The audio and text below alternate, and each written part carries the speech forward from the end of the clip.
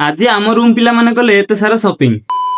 तो hi friends मु ओलू मु रुहे तमिलनाडु रे। आज होची संडे आउ संडे रो आम रूम पिला माने समस्त आज जिबे तिरपुर शॉपिंग करिया पे। किंतु मो भाग्यटा एते खराब जे मोर सब संडे ड्यूटी रहि जाउची। सेति पई मु सकाळ उठी रेडी हे गेली ड्यूटी जिबा पई। मु तो ड्यूटी जिबा पई रेडी हे गेली किंतु मो रूम पिला माने आज शॉपिंग जिबे ए जाय केही उठी नांदी। जेहेतु राजा भाई आ मुन्ना भाई कर भी आज संडे ड्यूटी अछि मु तांको डाकी देले किंतु से माने केही भी उठिले ने आ मु एका पळेइली खाइबा। देन तापर कैंटीन रे पहुंची देखेन आज देइथिला पूरी आ मटर आलू तरकारी। मु आ डेरी न करकी दबेकी खाइ देली काहे कि ना मते ड्यूटी भी 9 घंटा करिवारे थिला। खाई सारला परे मु पळेइ आसली कंपनी बाहरु काहे कि ना मोर गोटे फ्लिपकार्ट रे पार्सल आस्तिला।